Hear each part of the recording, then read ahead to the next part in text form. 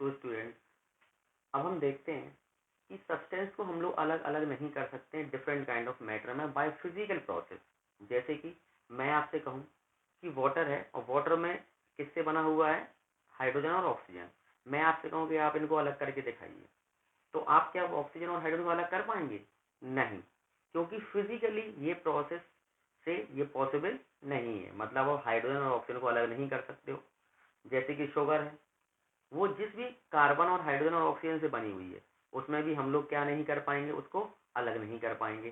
तो इस टाइप के जो फिजिकल प्रोसेस से अलग नहीं कर सकते हैं हम लोग मैटर को, उसको हम लोग सब्सटेंस कहते हैं।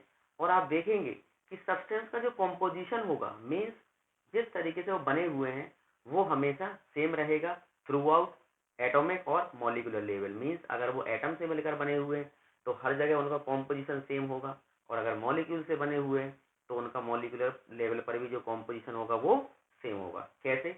जैसे कि अगर मैं बात कर रहा हूँ H2O की, तो अगर आप एक वाटर मॉलिक्यूल बनाते हैं तो 1 ऑक्सीजन और 2 हाइड्रोजन से बनेगा।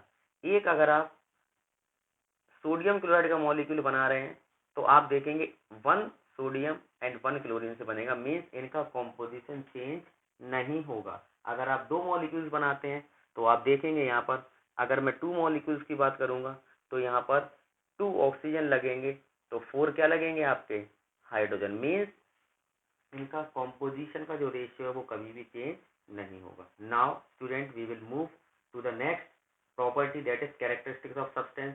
तो अब हम लोग सब्सटेंस की कैरेक्टरिस्टिक्स पढ़ने जा रहे हैं। So student, remember one thing, that first characteristic of substance is that it is formed from one kind of atoms or molecules, means containing only one kind of atoms or molecules. So it is the first characteristic. Second characteristic, they are perfectly homogeneous, means homogeneous का मतलब है एक ही kind of matter से बने होंगे। अगर आप देखेंगे कि सोडियम क्लोराइड है तो उसमें sodium chloride sodium chloride sodium chloride के ही मॉलिक्यूल्स होंगे। वाटर है तो वाटर वाटर वाटर वाटर के ही मॉलिक्यूल्स होंगे।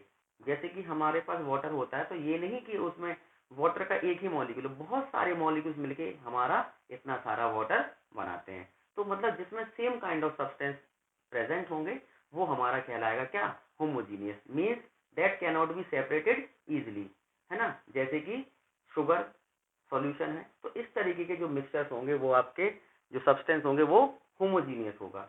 It means they are thoroughly mixed. Now their composition is definite. It means H2O। जैसे कि आप देख रहे हैं H2O का जो कॉम्पोजिशन है वो डेफिनेट है। डेफिनेट का मतलब क्या है, ये कि अगर वाटर मॉलिक्यूल है तो 1 ऑक्सीजन 2 हाइड्रोजन, 2 मॉलिक्यूल्स हैं तो 2 ऑक्सीजन 4। मीन्स अगर मॉलिक्यूल्स डबल हुए तो जो एटम्स हैं वो भी क्या हो गए हैं, डबल होगा। मतलब इनका जो कॉम्पोजिशन है वो फिक्स्ड है।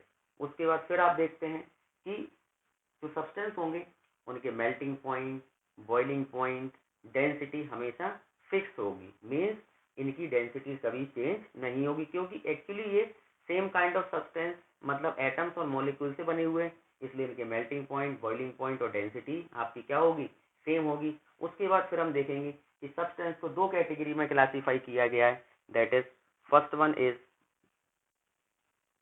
Elements and second is compounds. This we will learn in the next topic.